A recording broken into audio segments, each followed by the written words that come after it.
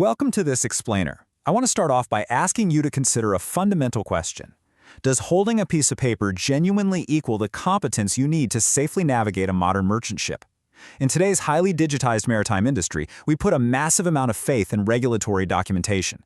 But as we're going to explore today, relying on certification alone to guarantee operational capability on complex systems like ECDIS, the Electronic Chart Display and Information System, well, it's creating a pretty dangerous illusion up on the bridge. Here is our passage plan for this explainer. We'll break down the certification paradox, look at regulation versus system logic, and examine the flawed training model. Then we'll review investigations and automation bias, compare all this to the aviation benchmark, and finally chart the path to competence. All right, let's dive right into Section 1, the certification paradox. The source analysis for this was actually written by a serving master mariner, Captain Raghu Sharma, someone who has truly navigated the era of ECDIS integration. His reality involves holding over 8 type-specific certificates, so on paper, he's cleared to navigate practically any vessel. Yet, he notes that after just a 4 to 5 month gap on leave, returning to a system he last used years ago feels exactly like facing entirely new equipment. The certification might be permanent, but the familiarity, it's highly perishable. So we're looking at a pretty stark contrast here. Certification is rooted in paperwork, assumed comprehension, and historical training, meaning you checked a box and completed a course in the past. Competence, however, requires muscle memory, continuous familiarity, and current exposure. Global maritime standards, like the STCW, mandate generic competence, sure, but they absolutely don't ensure you know the specific software version sitting right in front of you.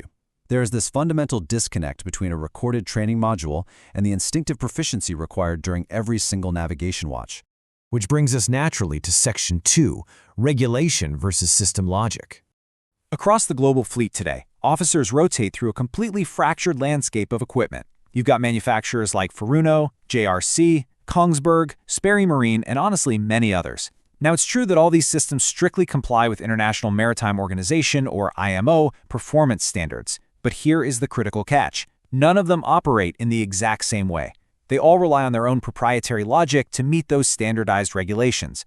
What this means in practice is that differing interface philosophies actively hide critical functions. Safety settings, alarm behaviors, and route check workflows end up buried under unique menu layers, totally depending on who manufactured the screen. The industry tried to address this with e-navigation initiatives like the S-mode concept, or standardized mode. But rather than mandating a single, fully standardized operating interface across all ships, the guidance kind of shifted toward broad design principles. So while some elements might look familiar, the underlying operational logic remains entirely different from ship to ship. Moving forward, we reach Section 3, the flawed training model. Currently, the maritime industry mostly relies on a 2-layer training model. First, you have generic ECDIS theory. Second, type-specific training. This is often delivered via computer-based training, or CBT, which, let's be honest, frequently prioritizes just clicking through to the end rather than actually retaining the knowledge. But the real failure happens at Step 3, the timing. These courses are often completed months or even years before an officer ever joins the vessel. By the time they step onto the bridge, the specific software version might be completely different. This means they have to adapt and learn under the live load of actually navigating a massive ship. And this brilliantly illustrates a systemic behavioral flaw. Because of strict industry vetting regimes and digital inspections like SIRE 2.0 or RightShip RSQ, officers are heavily focused on demonstrating system use for auditors. They practice route checking and alarm handling specifically to pass the vetting process, so their competence basically peaks at inspection.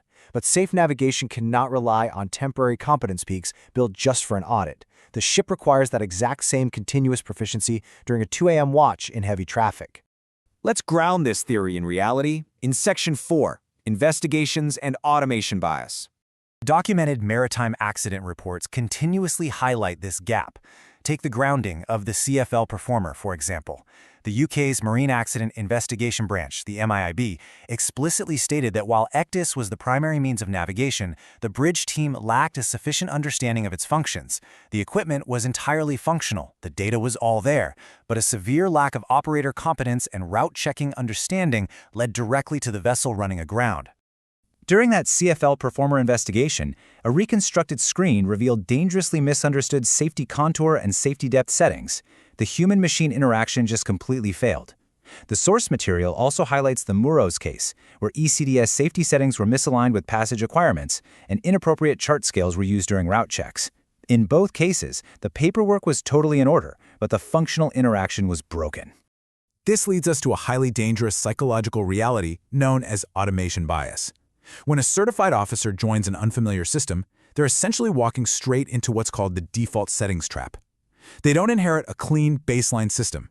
Instead, they inherit safety contours, alarm thresholds, and display layers shaped by the personal preferences of the previous watchkeeper.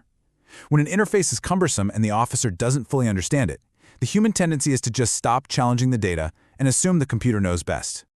A typical chart-setting menu for depth alarms requires deciphering an inherited, complex structure via trial and error. Just imagine having to do this while actively navigating a 100,000-ton vessel through a congested waterway. It is an incredibly dangerous necessity, born from the fact that there is no standardized SMS baseline button to instantly reset the system to the company's safety standards.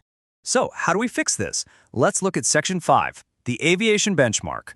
How does another high-stakes transport industry manage system-dependent safety? Well, aviation establishes a pretty clear benchmark. Contrast the chaotic, fragmented maritime approach we've been discussing with the highly structured environment of an aviation cockpit governed by strict authorities like the FAA and EASA. In aviation, system familiarity is absolutely maintained. It is never just assumed. This structured approach builds a fundamentally safer environment.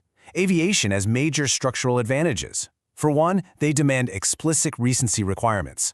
A pilot's familiarity is maintained through recurrent, validated training. Crucially, within aircraft families, there is a consistent design philosophy. System logic and alert hierarchies are aligned for immediate recognition.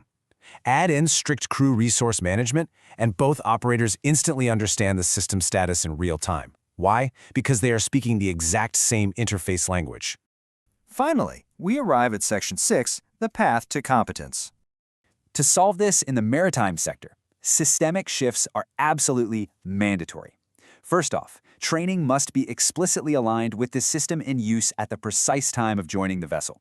Furthermore, the industry really needs to prioritize operational recency over historical certification. A certificate from 3 years ago just doesn't represent current familiarity. Above all, core navigational interactions, like route checking and alarm management, must be standardized across all manufacturers so that navigators can build true, transferable muscle memory. The reality is, navigating an ECDIS should be instinctive. As we look to the future, with new systems like VDS, the VHF Data Exchange System, and AIS tracking upgrades already arriving on the bridge, the maritime industry has got to standardize the actual user experience, not just the carriage requirements. The technology remains consistent in its capability, but the vast variation lies in how it is applied by the human standing watch. Which brings us to our final thought. The industry has effectively standardized the requirement, but it has completely failed to standardize the experience.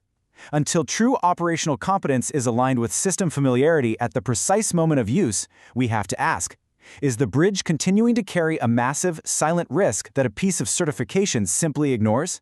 Thank you for joining me for this explainer, and I hope this leaves you questioning how we define true safety at sea.